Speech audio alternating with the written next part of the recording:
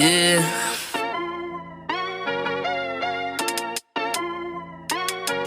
Yeah. Look at me.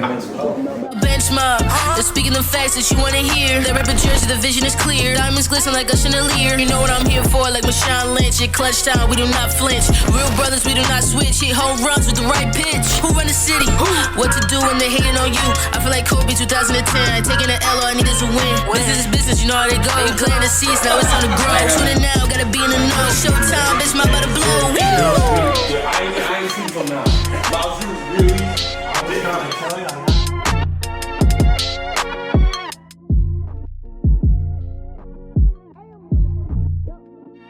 Bench Mob Podcast. What's up, bro?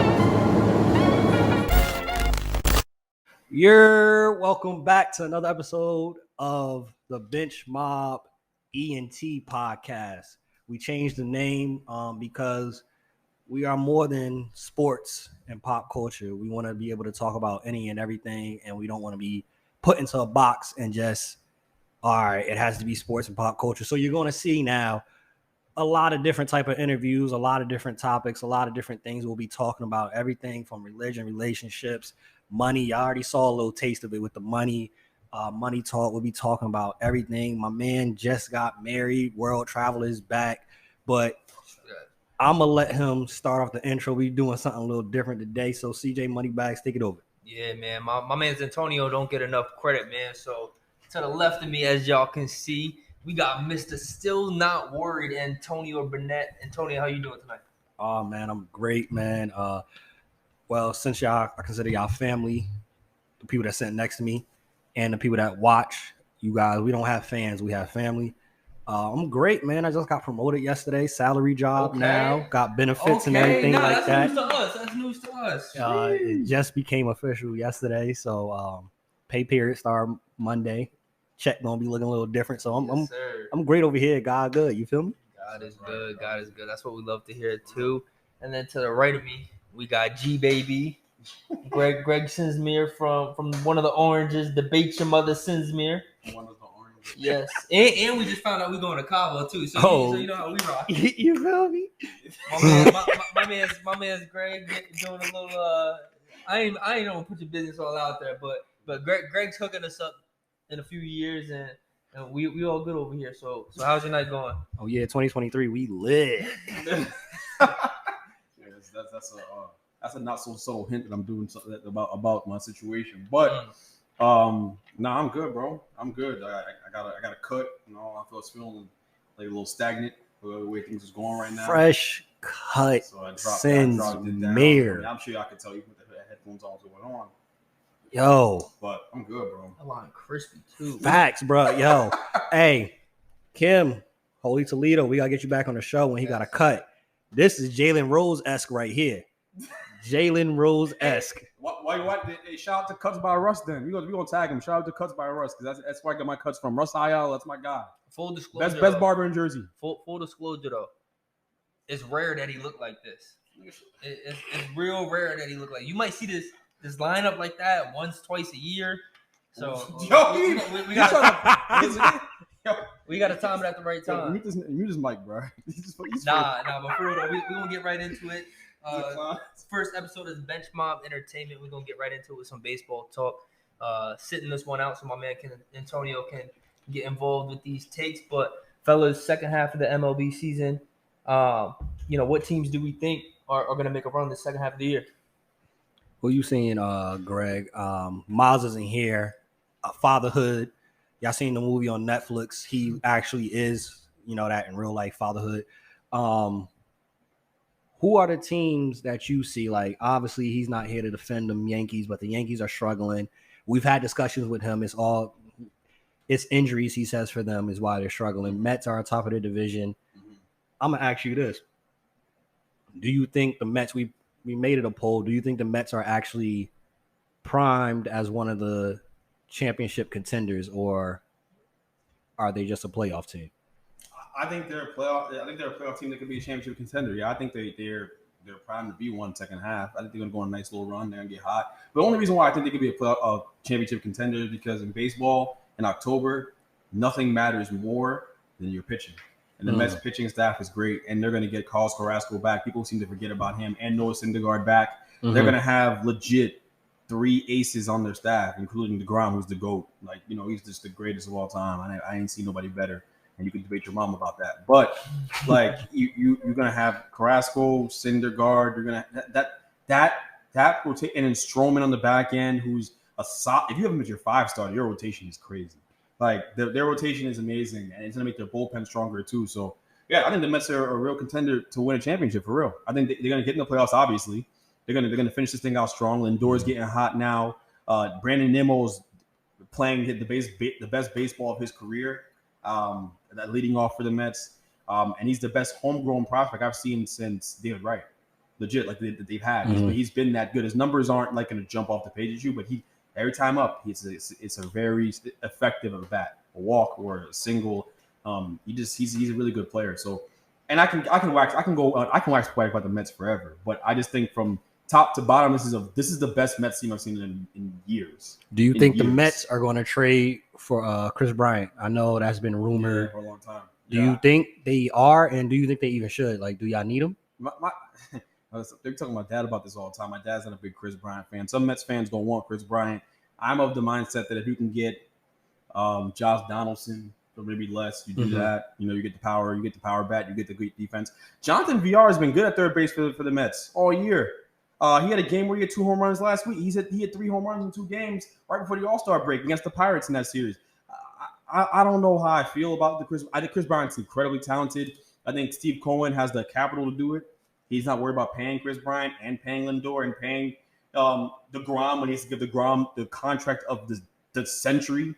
DeGrom's probably going to be the highest paid athlete in American sports very soon. I think he's going to opt out of his deal pretty soon. So, yeah, like it's going to be it's tough, but if they do it, I won't be mad. If they do it, I won't be mad. But I don't think the Mets necessarily they don't need to do that per se. But I won't be mad if they trade for Chris Bryant. How could you be upset? The guy's talented. He's had a down year last year because he was injured, but you know what he is when he's healthy. He's an all-star level player. So I wouldn't be mad. Look, add to the riches. I'm good with it. What is he worth trading? Yeah, that's the thing. I mean, because of his down years, I like to think the Mets could get him for like their third best prospect and a couple draft picks, maybe. Not their best prospect, not their best, but but when Chris Bryant's right, he is really good. But he has just been injured the last couple of years and hasn't had his best output. So you can't trade him for like max value. You're not going to get max value back from the Cubs. Know that. I don't even know what his numbers are this year, though. I really wish I had looked it up. I'm curious now what the guy's doing this year, what his numbers are. Maybe I'll look that up when I get a little break here. But I'll give you the numbers right now. Right now, his batting average is 271, 50 runs. We got 16 home runs, 46 RBIs, and we have 4 stolen bases. Yeah, I would trade my second to best prospect for him. Yeah, do the trade. Do it. I would do it. So, seems right. What's your thoughts? I know you've probably seen the clips, heard about it. What's your thoughts on Shohei Ohtani being a two-way player, pitching, and right now he's on pace to lead the league probably in home runs as a pitcher, which is kind of unseen in this modern era. They don't really let pitchers really get loose like that. I think it kind of puts a notice on pitchers, right? Like, I can do more. Right? I have the ability to do more. And that was always something that I thought about kind of, growing up watching baseball. Why we haven't ever seen like a dominant hitter like that as a pitcher. Because again, like when you grow up and you play sports, right? And whether it's at the little league level, the high school level, the college level, the semi level, whatever you want to call it. A lot of the times the people that you grew up with that are pitchers, they're dominant hitters as well. And then they take time away, obviously, to focus on pitching, and they lose, all sort of hitting skills. But obviously it doesn't have to be like that. So for Ohtani to be leading, the league in home runs like that, it just shows that pitchers are capable of way more. And, he's putting the world on notice. He's doing great things right now, a great player. And if he can keep this up too, if this isn't just like a one season type of thing, he comes back next year and does the same thing. Even if he's not, leading the league in home runs, but he's still putting up crazy numbers, then you know, I wonder if he sets a trend and a precedent for the leagues to come, the future seasons to come, I should say, and what players are gonna, how they train moving forward as pitchers. Do they focus a little more on hitting, seeing? Because again, I'm sure a lot of these pitchers are capable of performing better when it comes to their batting averages. I think we had shout out to Mason Cotton, my cousin. We had him on with him playing that way. Let me know what y'all think about this. He said in our episode that we had him on that hopefully this is where MLB is going towards, that it will probably be something where it's like positionless baseball. What are your thoughts on MLB possibly implementing a positionless game for baseball? I think that it'd be cool. I mean, I'm trying to think about how that would work. Like, so if I play third base, I could just as easily be a catcher in the next inning, that type deal. Like, it's just interchangeable. It'd be dope. I'm probably gonna change the topic. I was just at a Houston Astros game, watching the Astros play and watching them play the Yankees down in Houston last weekend.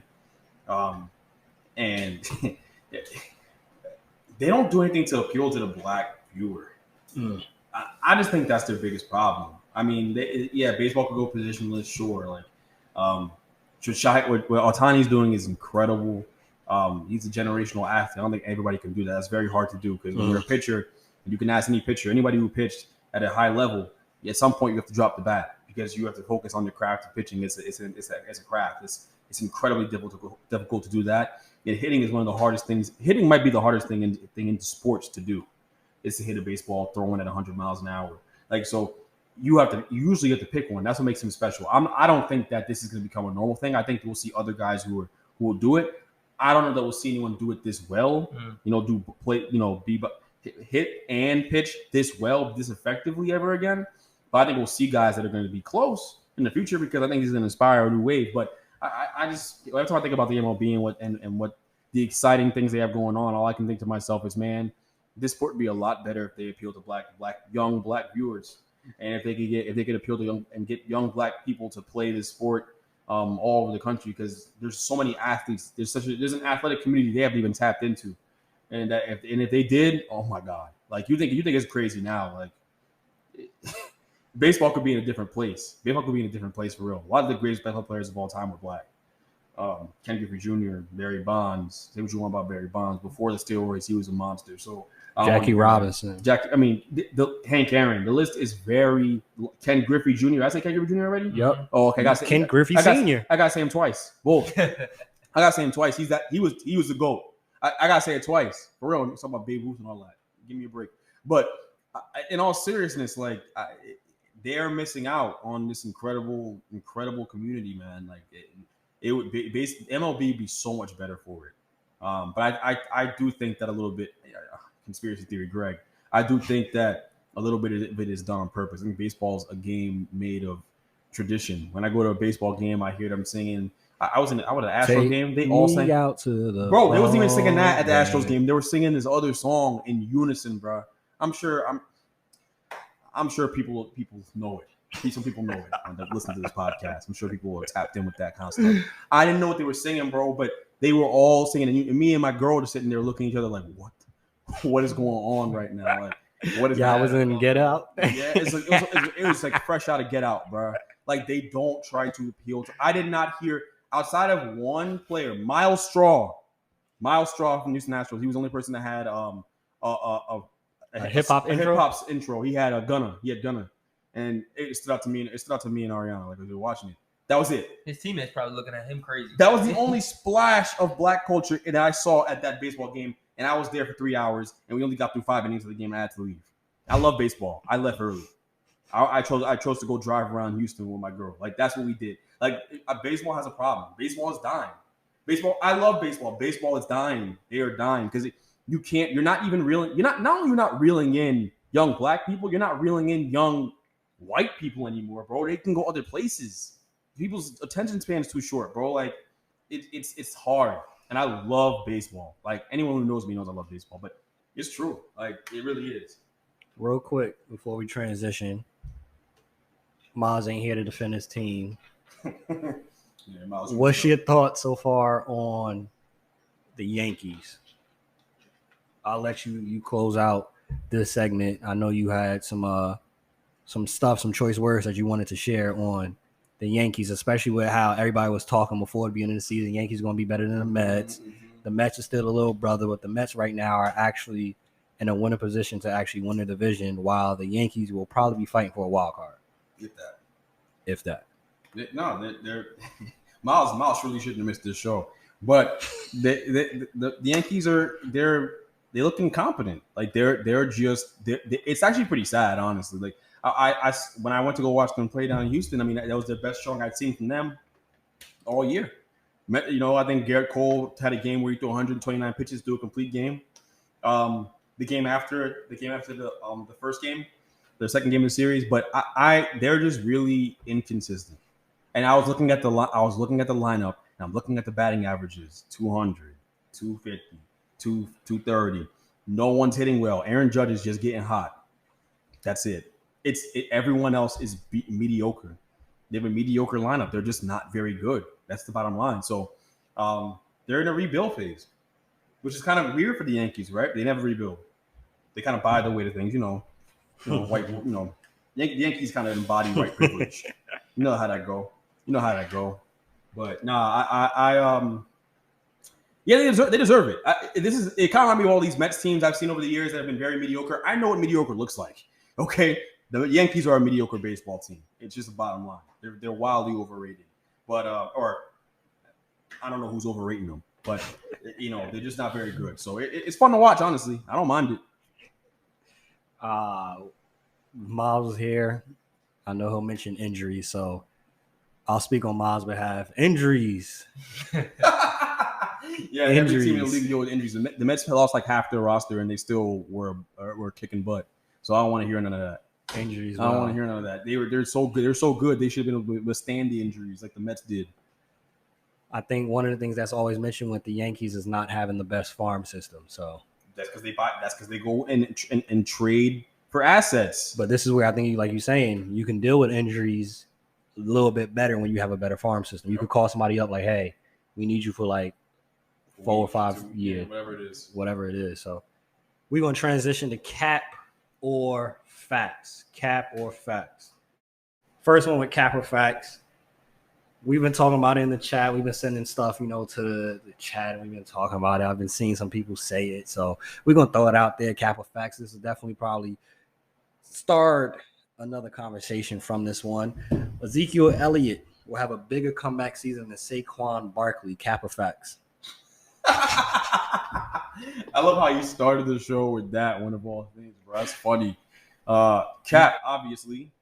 You think it's cap? Yeah, I think Zeke's not having a bigger season than Saquon this year. So with the new talents that Danny, what is Dimes, Nichols? I ain't calling him Danny Dimes, bro. So it's Nichols or pennies? That's what we're trying to figure out. It's Danny Dimes. Danny Cents. Yeah, whatever. Okay, so with the new weapons he has, and you got to keep your number one receiver, Galladay, right? Galladay. Yeah, you really shouldn't do that with Galladay. I mean, Galladay. You go watch Galladay's highlights for real. You can't. I really crossed my mind. It literally left the back of my mind. I didn't know if it was Sterling Shepard. You might leave this season thinking that, and honestly be able to say that Galladay's the best wide receiver in the NFC East. Over Amari Cooper. Yeah. Over CD Lamb. Yeah. Galladay's that good. We'll have to see on that one. So if Galladay's that good, right?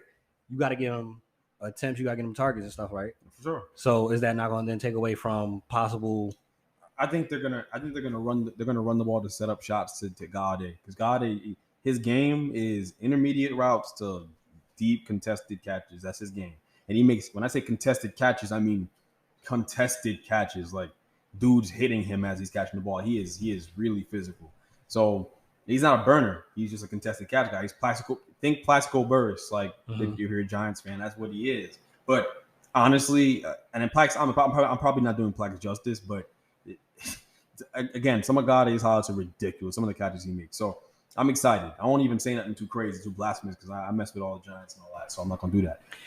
Hey CJ, your thoughts? What you think? You think Zeke can have a better comeback season than Saquon. Matter of fact, let's even have that discussion.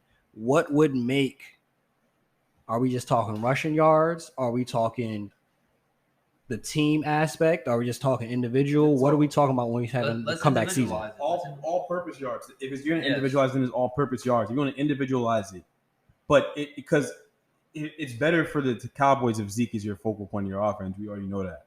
They got away from that and started throwing the ball a ton, and they basically got Dak paid internally. I mean, that's really what happened.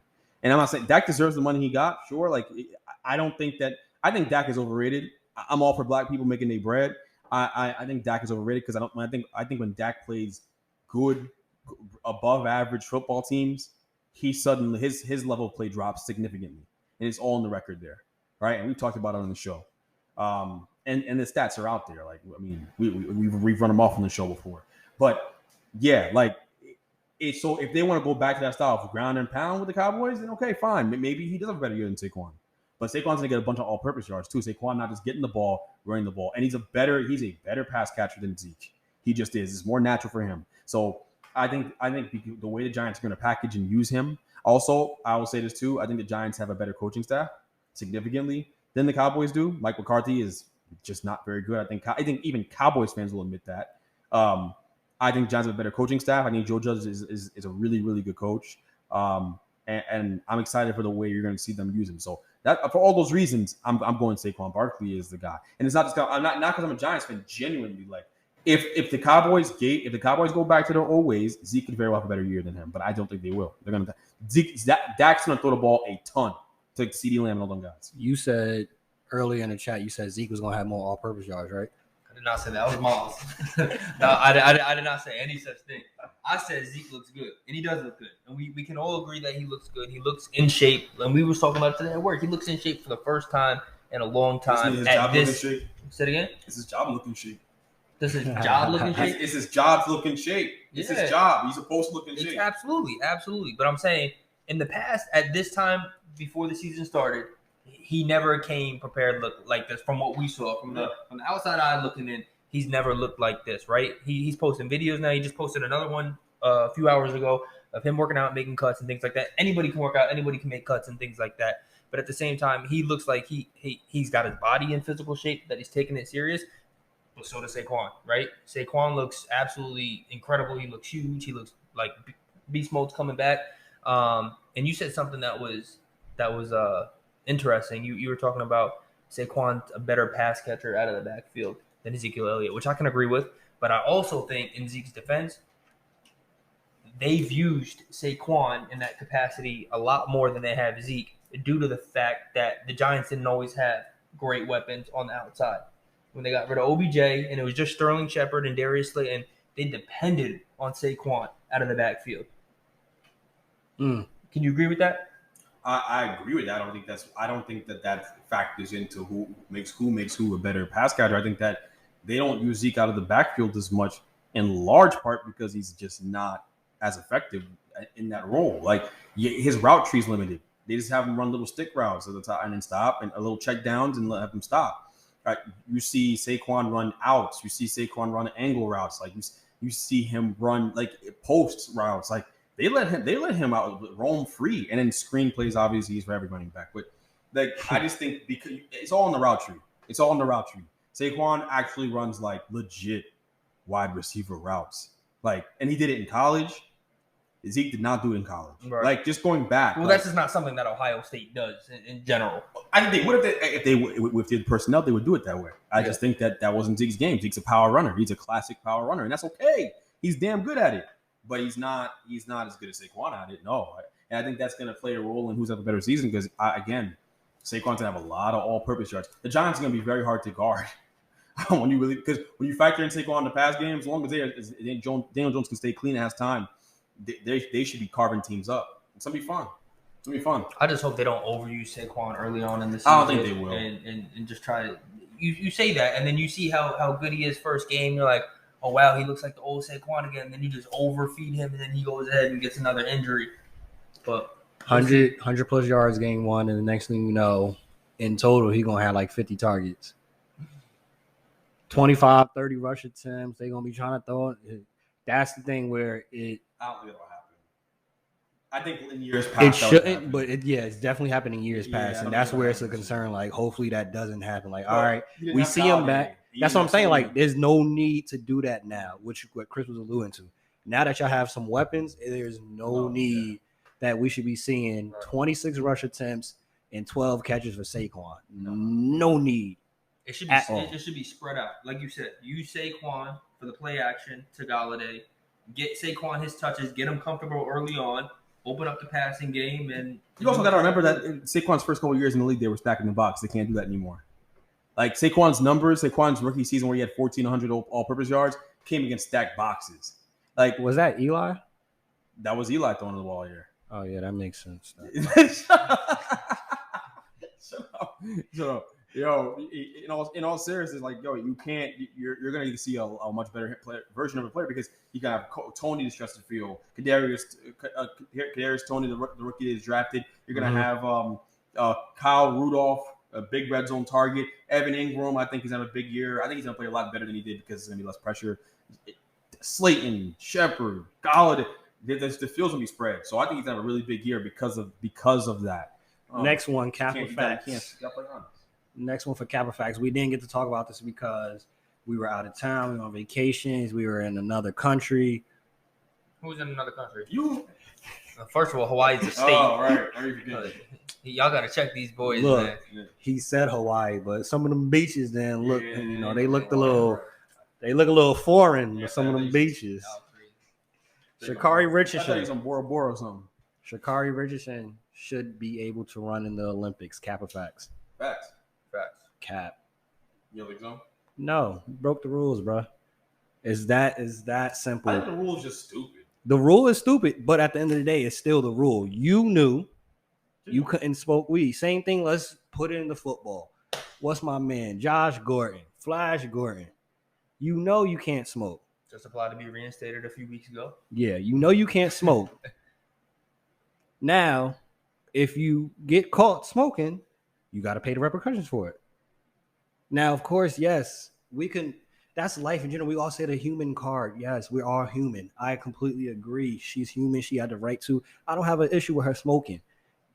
But I get it, and I understand us Black people and supporting her and things of that nature. I can support you and still be able to be like our parents, where we have that conversation. Your parents would have had that conversation with you where it's like, all right, honey, all right, Greg, this has nothing to do with you being Black. You broke the law. Yeah, I don't think people should be making it about her skin color. Let's correct that real quick so we're factually correct. She didn't break the law. No, I'm saying in general for the example. She actually didn't break the law at all. Yeah, she didn't break the law. No, I'm saying for the example, like our parents would have that conversation with us. Because at the end of the day, she's not allowed to smoke weed. So I don't think she'd be able to run. It's just that simple. You didn't follow the rules of what the guidelines were to be in the Olympics. And I've had track people in the Star. I've talked to some of the track athletes that actually went to Olympic trials and everything like that. They have people, once you get to that level, you can get randomly drug tested at any point. Once you finish your race, they have people that walk with them into the locker room and test them right then and there. So it's not like the NFL, the NBA, where we hear players like, oh yeah, we could have figured out, we could take a little something to glit it out our system. No, you're getting tested. You're getting tested often and immediately. No, I agree with you. You know, thinking back on it, you're right. It is irresponsible to go ahead and say facts. And the reason for that is kind of what you just alluded to. But at the end of the day, like you knew the qualifications to get into the Olympics, right? And I think as much as it like hurts me to say Cap, right? You knew. As much as we want to see her in, we want to support her, like, at the end of the day, if I did that, the only person I can look back and blame is myself, because I get it. I was going through something, but just because I was going through something, it doesn't excuse me from the fact that I did something that I knew was against these rules and regulations to make it in. I don't get an exception. And, I hope, what she's going through, she's passed and she's better now and she becomes better for it. We hope to see her in the Olympics in the future. But at the same time, and thinking about it now, I would get mad at somebody like if I'm sitting here defending her, right, and they're saying, well, she broke the rules, there's nothing really you can say. She broke the rules. Yeah, there's a completely different conversation of the rule being stupid. Yes, the Olympic Committee in general is a very archaic system. A lot of the stuff that they have in place is not built for 2021. So that's a whole nother discussion. I completely agree on that aspect. But even the fact of I'm hearing people that was like, oh, she should be able to run. Sha'Carri came out herself and said, hey, I get it. I'm wrong. That's what I'm saying. All right, that's fine. Like, so it's hard to defend her. She don't want to defend herself. 100%. I agree. I think where people mixed it up was that, like you mentioned, the Olympics have an archaic system that's not made for this time, but also the Olympics has a history of racism too. And I'm not saying this has anything to do with it. Mm-hmm. It doesn't. You don't want to mix it up. You don't mix up the two. That's not why she's not running. But at the end of the day, I think it's easy to kind of get from this topic to, okay, let's talk. Let's take a deep dive into the Olympics history here and see why there's so many just situations that make them look anti-black.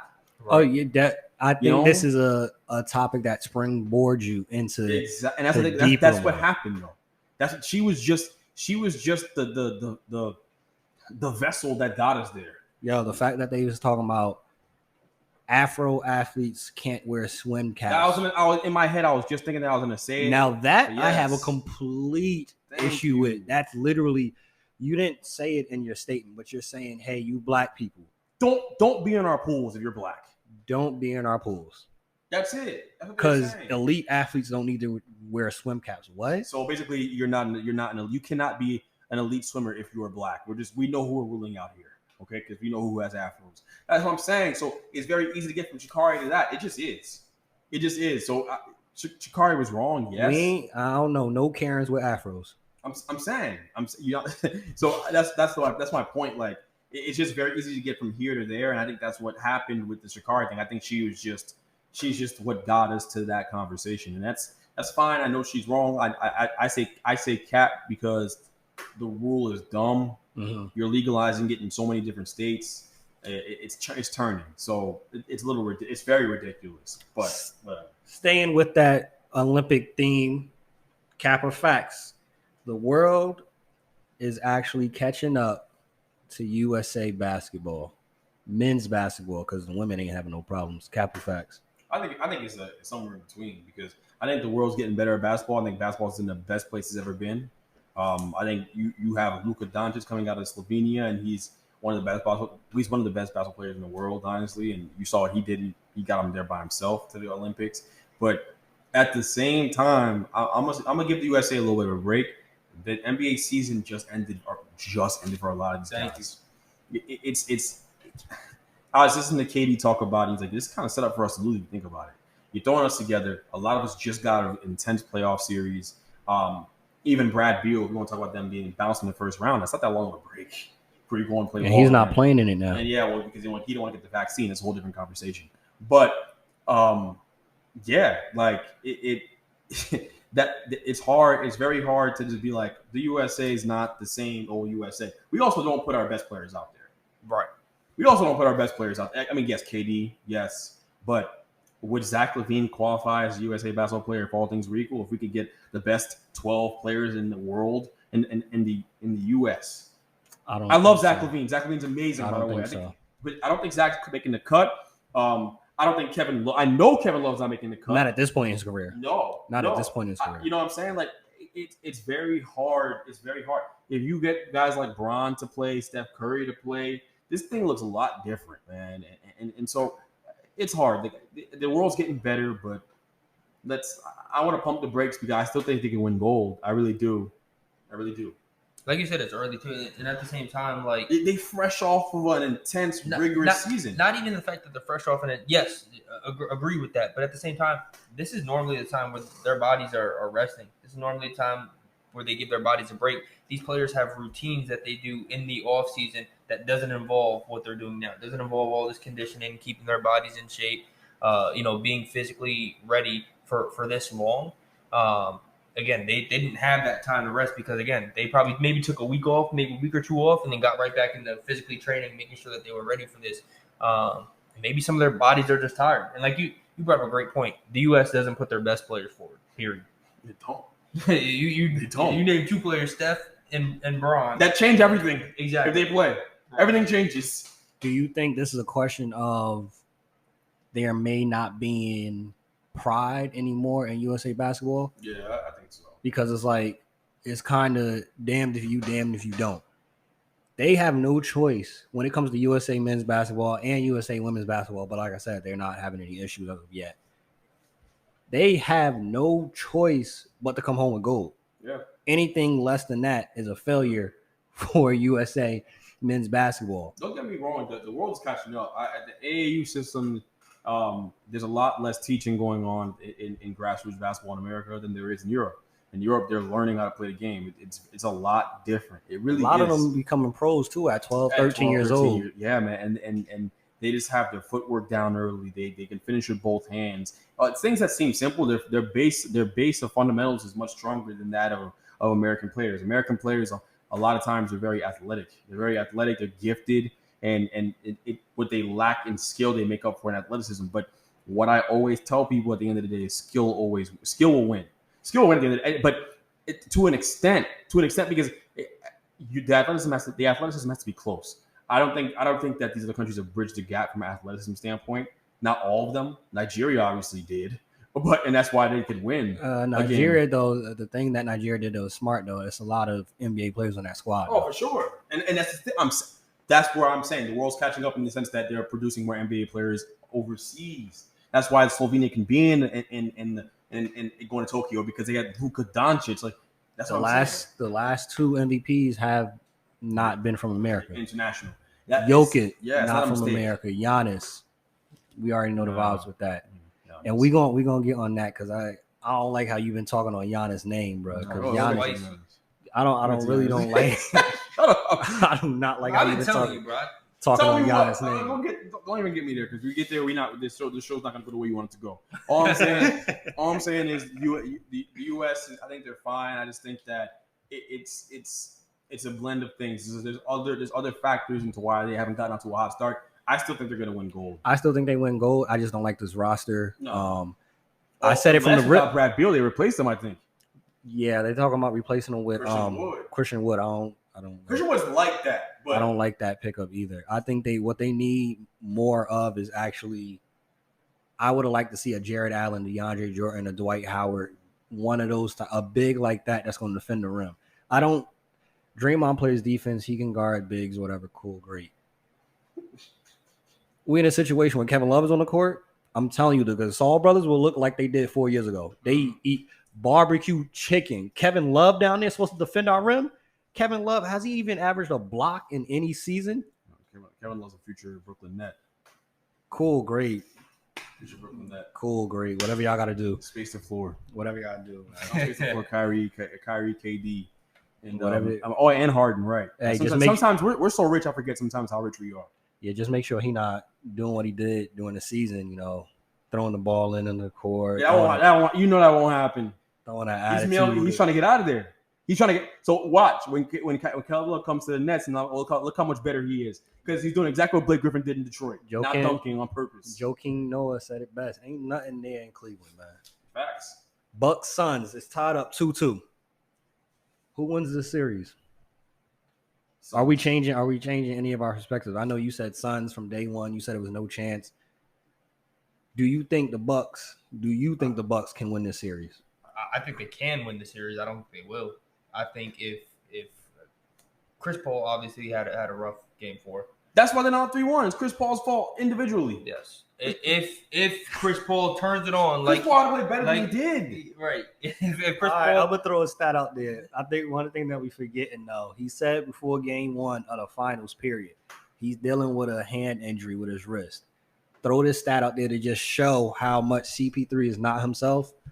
In the first rounds before the finals, he only had 22 turnovers. In these 3 games, the last 3 games, 2, 3, 4. 2, 3, 4. Mind you, 14 games, he only had 22 turnovers, with his around maybe under, I think it's under a turnover a game. But the last 3 games, he's had 17 turnovers, period. In the last 3 games. He had 22 all before that. Right. I think that wrist is messing with CP3. That's fair. It didn't look like he had a lot of ball control, like in one of his. He's turnovers shooting in the weird last too. game. You look at him shoot. That His shoulder's shot still probably off yeah, too. His shot looks weird. He's shooting it weird. He's definitely not 100%. He's looking short arm in the shot. Look, at his age, and this probably unless he comes to the Lakers, which I think he's going to do. Smart. It'd be smart. Smart, Chris Paul. I think the banana boat is getting together. It's going to be Bron, Melo, and CP3 in LA next year. That's another discussion. We could go deeper into that if y'all want this episode. But he has no choice but to play at probably 70%. This is his first finals. This is not like he's on the level of a Bron, a Michael Jordan, like, hey, I'll be back next year. Oh, I'm only 24. I'll be like Giannis. If he wanted to, nobody would have been like upset if he sat down one of the games. Yo, I just want to make sure my knee is good. Because Giannis, everybody thinks at his age, you should be able to get back at some point. Same thing with KD and James Harden. I'm saying, for a long time. Chill out. Even that big. Hey, Giannis, you better win this one, bro. Giannis, yo, you better win this one, bro. I'm saying, remember when Harden, Westbrook, KD went to the finals? They like, oh man, they probably got another 3-4 trips in them. Mm-hmm. It's hard as heck to get to the finals, but when you're younger, your window is wider. Chris Paul's window it's it's damn near shut. It's like you driving a Mini Cooper and you crack the window. It's like it's really not much space there. He needs to win this. He needs to win this series. Broken elbow, broken wrist, and all. It don't matter. Chris Paul needs to put the icing on the cake here. He has to walk away from this a winner. And if you don't win a championship this year, don't think for a second about re-signing with the Suns, yo. Please don't do it, because the Suns have had an easy road to the NBA Finals. They have had an easy road. Both teams. It is both teams at Bucks too. And I am telling you right now, both teams are going to be in for a rude awakening next year when things are more normal, when they have a regular season, it's not as condensed, and when these teams are healthy in the playoffs. Oh my God, yo! I think another big part too is Sarik's injury too, because now you're having to give minutes to Frank Kaminsky. It's not ideal, but which is not ideal. It's not why they've lost these 2 games. Cam Johnson, look, I'm gonna say Cam's been good. Cam Johnson has been really good. I was about to say Cam Johnson is good, but I think I want to keep it a stack. The way CP3 is playing, and you could tell he's injured, Bucks might win this, bro. Yeah, the Bucks might. I'm picking the Bucks to win this in 6. They going only if they win in 6. Though. If they go 7, yeah, it's curtain. If 7, Suns are gonna win in 7. They have to win the next game, Game 5 in so Phoenix. You usually win in 4 straight. The Bucks are winning 4 straight. Yeah. Nah. Yes. I don't think Giannis got the stones for that. I'm sorry. Nah. I don't think it's Giannis. Giannis has been playing great. I don't think his. We're gonna talk about why Giannis been playing great. We'll get there. Yo, you so disrespectful. Really you can't give. Giannis is one of the best athletes in the world who happens to play basketball. You hear the disrespect. Not player. One of the best athletes. He's one of the best athletes we've ever seen in human history, actually. He can't just be the best player. players we've ever seen? No. But he's one of the best NBA players in the NBA today. Yes. But ever seen? Giannis? He not. So Giannis. Is he top 50 all time? No. Sheesh. Right as of right now, without a championship. Top 50? Are there 50 guys that'll take over him? It's some people that's in the top 50 that don't have rings. Yeah, but they're better. Charles Barkley is significantly better at the sport of basketball than yo. Let's say I want to ask you this question. One of our people that follow us, that support us, that be checking in, that be tapping in with us constantly. Mike, Big Mike 26, shout out to you. He threw this out there, and I had the same mindset, and I want to hear y'all mindset. With how Giannis is playing right now. Yeah. Are you picking Giannis or Anthony Davis? AD. For what? AD. To like, if you had to pick them to put on your team right now, the only who reason you picking, Giannis or AD? Injuries aside. No, we're not doing injuries aside. He's injury prone. Yeah, whatever. Nah, because Who's a better basketball player? Yeah, I would say AD because he's a more consistent shooter. Better basketball player. Honestly, AD's better than him, bro. better basketball player. Don't be irresponsible. But I'd take Giannis. But you're factoring in the injuries. The only reason why you take Giannis over AD is because of injuries. That's it. That is the only reason why. For real. He's not consistent either. Yeah, AD shoots better from the free throw line. AD shoots better from the 3-point line. AD has a mid-range game. AD gets to the Giannis basket. has Effective. I feel Giannis has a higher ceiling. Why are we saying that? Because are you saying that if he ever learns how to, God forbid, shoot a basketball with any kind of efficiency? So let's have this discussion, right? We're gonna have this discussion. I think we need to stop viewing Giannis in that light. Giannis is a big that can dribble. No, but we can't. I don't like when people say that. That's BS. You know why? Why? Because they don't use him that way. They just start. They just started. So we should change it then. You know what happened? You know what happened? This is gonna be some NSW. This is gonna be. Hold on. You know, really, Coach Budenholzer throughout the playoffs is like, they let him shooting the ball from the outside. They let him play the way he's been playing since he got in the NBA. Dribble, pat, shoot the ball, right? Miss, get to the line, miss. All right, Budenholzer was finally like, all right, we damn near lost to the Hawks, and I got Giannis, and Giannis supposed to be a top 10 player in the NBA. So what's wrong? I'm about to get fired. He should still be fired. I'm about to get fired. All right, what do I do? All right, you know what, Giannis, you kind of ass. Let's transition your game a little bit. You're doing things that you're not that good at. Let's get you the ball slashing. Let's get you the ball on the move. Let's run cookie cutter stuff for you to get you easy looks. Oh, yo, Giannis is one of the most gifted athletes in human history. So when you can run that fast, you can dribble the ball, and you can finish the basket. Yeah, like you're gonna be on some Shaq stuff. You're making it seem like Giannis is like Kendrick Perkins said. I'll read the quote. If Giannis takes it to another level and wins the championship and wins Finals MVP, then I think we ought to give him the credit as being the best player in the game of basketball. Dethrone LeBron, KD, and whoever else. I'll say that. That's straight nonsense. Yes. Straight nonsense. Stop watching ESPN. Just stop. Just stop watching ESPN. Do something better with your time. Like, for real, do anything better with your time, bro. You're better off watching soap operas. ENT. Just listen to the podcast. You think Kendrick believes that, or you think he's saying that for views on ESPN? Kendrick should know better, but honestly, and it could be just for views, but it doesn't matter. It's irresponsible. It's missing. That's Donald Trump level misinformation. It don't matter. That's Fox News level like misinformation. You can't do that. Yeah. You can't mislead the American people like that to make them even put that seed in their head. Because Giannis has won. Like, but Chris, he mentioned it. He alluded to it. Do you think the narrative is changing and it should change? I personally think our viewpoint of him should change in this regard. So, Greg mentioned it. He can't shoot. Doesn't shoot well. You know somebody else that can't shoot, that doesn't shoot well? Ben Simmons. Wow, I don't know why he's coming. Shaq. I don't know why he just got brought up. So, for example, when people see Shaq, they're like, all right, he's dominant. He can't make free throws. Cool. It's not made as a big of a deal. Yeah.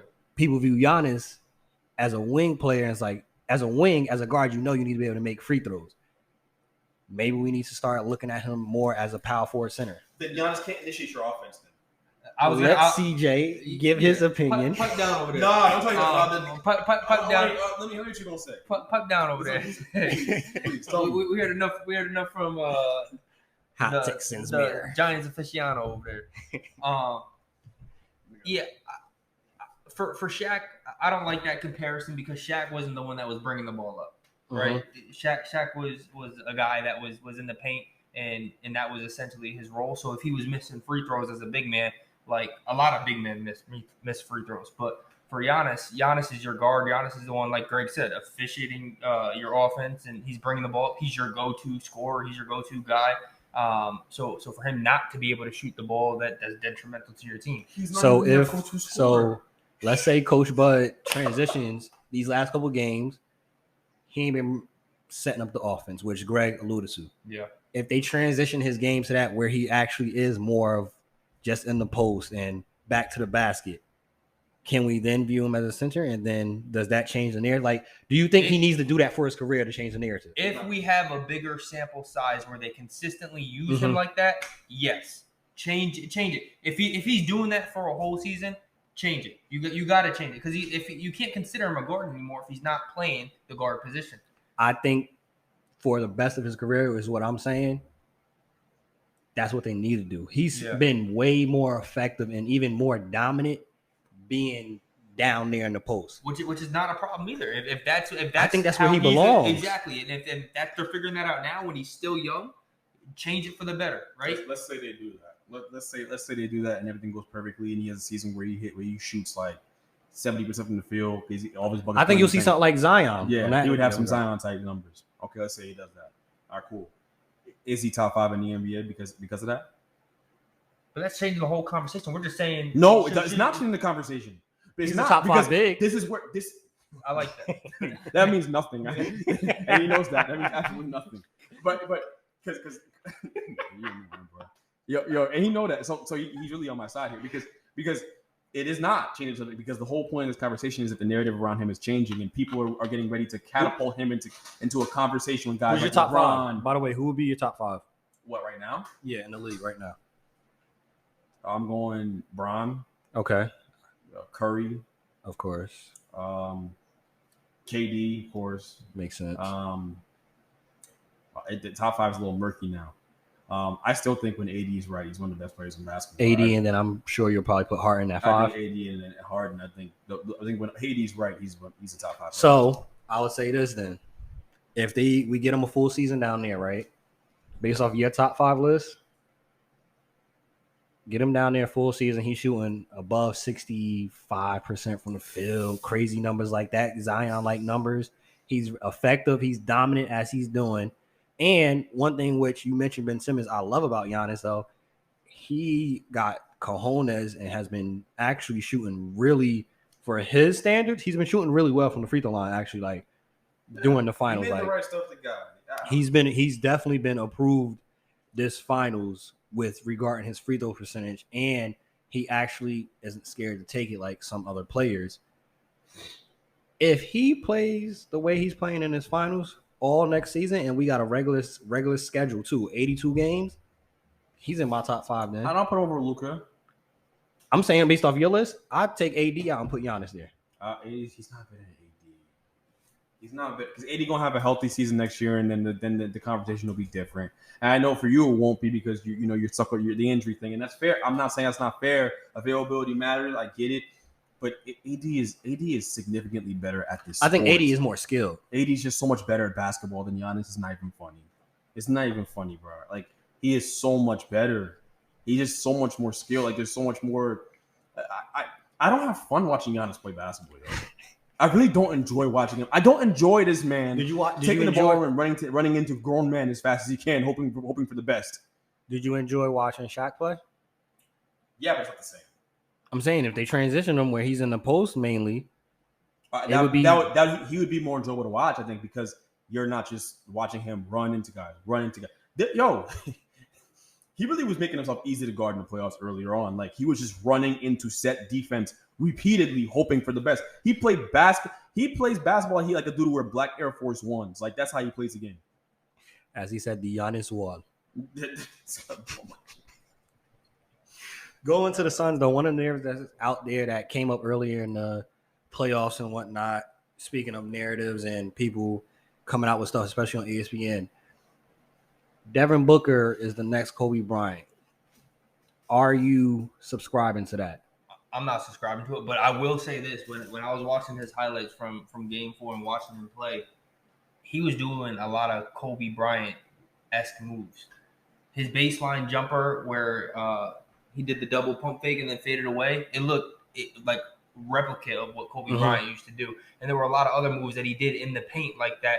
His fadeaway jumper, and again, like you remember the clips of him training with Kobe Bryant, and it brought me back to that. Like. He probably took so much from Kobe's bag, which is why when you watch him play, you get a lot of images of Kobe and how he used to do things. But I don't think he'll be as good as Kobe. But again, he reminds me a lot of Kobe.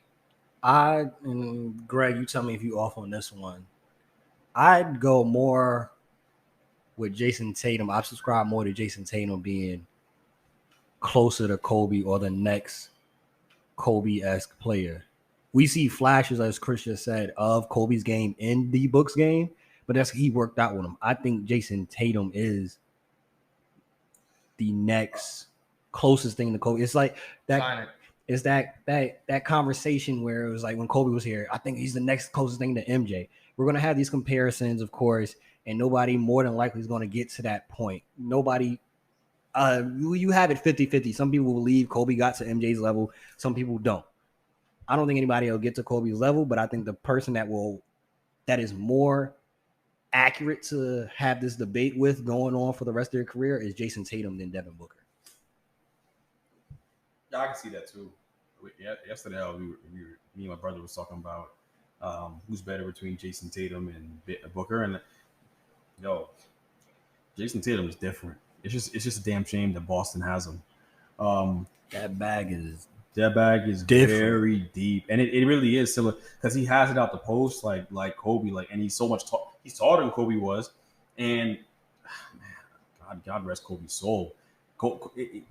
He's a more efficient shooter. Like they both seem like more efficient shooters. Like I mean, Booker's a sharpshooter. That's kind of where the foundation of his game is. But I won't give him sharpshooting label. Mid range, yes. 3-point. His 3-point. The percentages. Crazy. The percentages don't.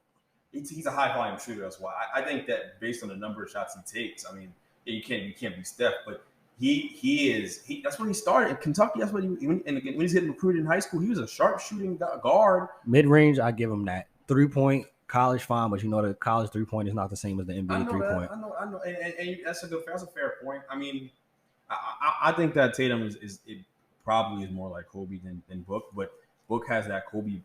Book definitely has Kobe's mentality. I mean, it's for real. So if you give him comparisons, I think it's not high praise too, but it's also warranted. The guy never stops coming. He never stops coming at your defense. He puts pressure on your defense. So, they're both phenomenal players. I think Tatum gets the edge though. So as of right now, right, we're going to talk about the most impressive finals debuts. Giannis, his first finals, 32 points per game, 14 boards, 5.5 assists, 1.5 block steals, and 2.3 blocks. He's actually shooting 61% from the free throw line, 60% field goal percentage. When we think about people having their first finals appearance, who comes to your mind when you talk about like some of the most impressive ones? I'll throw one out there to start it off. I'd have to put Tim Duncan out there. His first one going against the Knicks. Who did he play against again? You said who he played against? Played against the Knicks. Okay. He averaged 27.4 points, 14 boards, 2.5 blocks, 1 steal, 2.5 assists. They won the series 4-1, giving San Antonio their first championship. And, after that, it was on to the run-in in San Antonio. So that's one of the most impressive finals debuts that comes to my mind is Timmy D. And that kind of started. And that was only his second season. His second season, he already in the championship, and he won it. And again, good thing Miles isn't here. That might have caused some more pain talking about the Knicks losing right then and there. I don't know. Miles got a rough life, man. Miles got a rough life. CG, take it off. Today, I was looking up some Shaq highlights, and when you talk about debuts, when he was just 23 years old, 26 points, 16 rebounds, that's when you saw who Shaq really was, and in his first finals debut. Because again, I was thinking like to be that young, 23 years old, like I'm 26 right now, and I'm remembering when I'm 23 years old, but to have like the mental capacity and the mental focus to play in an NBA Finals game at that young of an age and to actually be on the biggest stage and ball out and have, put up a good show to 26 points. Yeah, they lost by 2 points, but at the end of the day, he had 16 boards. Like he put the world on notice, like I'm here and I'm here to stay.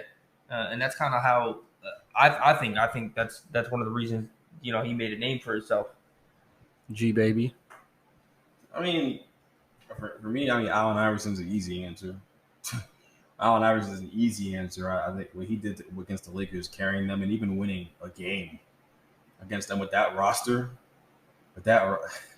Game 1. Eric Snow. 48 points. Game 1. 48 points. 6 assists, 5 rebounds, and 5 steals. Come on, bro.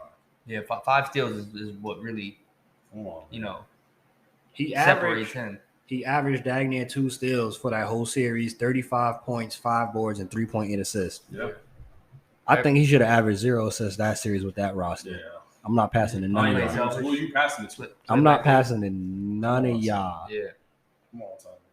1980. I'm going to throw it back. 1980. Magic Johnson. Yeah, that's fair. 21 and a half points. Not as, impressive as the other numbers we threw out there with some of the players we just mentioned. But they won that series 4-2. And the thing that was most impressive with that, Kareem was out game 6. They put Magic at center. Magic was at center, had 42 points, 15 rebounds, and 7 assists. Magic Johnson, I don't think we throw his name out there enough when we talk about the greats and we talk about people that really impacted the game. Magic was 6'8", 6'9", and was able to play center in the finals. He played center in the finals and had 42, 15, and 7. Closeout game, no Kareem. That's what comes to my mind. Some of the most impressive finals debuts right there. You got to throw Magic out there. For some of those our younger listeners, you're going to probably have to Google that. Y'all might not know who Magic even is, but Google it, 1980s finals. Check it out. Before we close it out, for the Suns, right? We talked about the injuries and whatnot. You believe they're going to win. What do they have to do in your eyes to actually win this? And are you saying 6 or 7? I think they're going to win in 7. They're going to win in 7. And again, it's Chris Paul's going to have to figure it out. You have to dig deep here. They need him to play well. I think it really does boil down to that because Middleton is just hitting big shot after big. Middleton is the story of the playoffs. But y'all talk about Giannis' numbers. Great. Yes. Cool. Wait, come on. The playoffs, yes. But this series so far, it's been Giannis that's been carrying them the whole series. If the Bucks lost last game, what would have happened? They're going home in 6. Chris Middleton saved their season last night. And repeatedly he's done that. Giannis balled out too, though. What do you do? He had 26 points. 15 boards and 8 assists. Huh? 26, 15, and 8. Plus that incredible block. I didn't even really. I'll be honest, bro. I didn't even really see it. I didn't even see it happen. Watching Giannis. He said, "What do you do?" watching Giannis's game, bro. Like I think it. It can't just be me. Like listeners, someone out there who listens. He doesn't have the sexy game that you like. You like finesse. I like. The thing you mentioned though with Chris with Chris Middleton. It's up and down with him too much, though. It's up and down with him way too much. The start of this series, the headline was, "Where's Chris Middleton and Drew Holiday?" Yo, Chris Middleton's the only reason why they're in the finals right now. The only reason. The biggest reason. Okay, thank you. Just change that up. The biggest. It is a 60-40 split between him and Giannis. 60 being Chris. Because the clutch shots he's hit. He hits crunch time buckets. I go 60-30-10. I go 60-30-10. 30-10 being who, Drew? Yeah. In this series, right? The thing yes, Drew Holiday is a great defender, but I think we gotta beware. CP3 is injured. I've been hearing a lot of people like Drew Holiday is putting CP on lock. Nah, he's not. Drew Holiday is a great defender, but I think it's a mix of him being a good defender and CP isn't completely healthy. If the Bucks win the series, they have to win in the 6. I don't think they're going back to Phoenix and winning that. That would be way too tough for that to happen. But you're basically saying CP just gotta dig deep to try to get this one out. Yeah, he's got to gut it out. They need two more classic Chris Paul performances. They need 2 more. Whatever you got to do, he has to figure it out. He has to, because without it, I don't know where it comes. Unless Campaign has a big game, which is possible. He has a big game, and you pair it with D-Book because D-Book can go out there and do. But they need Chris Paul to be Chris Paul for 2 nights. He's got to bring it back. He's got to fight the He's got to be able to fight through these injuries and give them 2 nights of vintage Chris Paul, and you have yourself a Suns championship. CJ, can you be a Batman and not be the closer? Yeah, for sure. Nah, I don't know about that. And I'm a Bron guy, and people can talk about Bron all they want. Bron was closing games. Bron has been closing games his whole career. It is the biggest lie. Skip Bayless should be arrested. Skip Bayless should be arrested. Like, they should arrest that man and throw away the key. He is such a liar. Like, making people believe that LeBron's not a closer. I know I'm making it about LeBron, but it's the example. I know people would do that. People go, well, LeBron wasn't a closer. Yeah, he was. So watch basketball. I just want to ask you this then. So Yeah, yes, completely agree. Yes, Bron, Batman on every team. He's the Batman. Tried to make AD Batman, but we know that's not. That ain't happening. Yeah, I don't think Giannis is Batman either.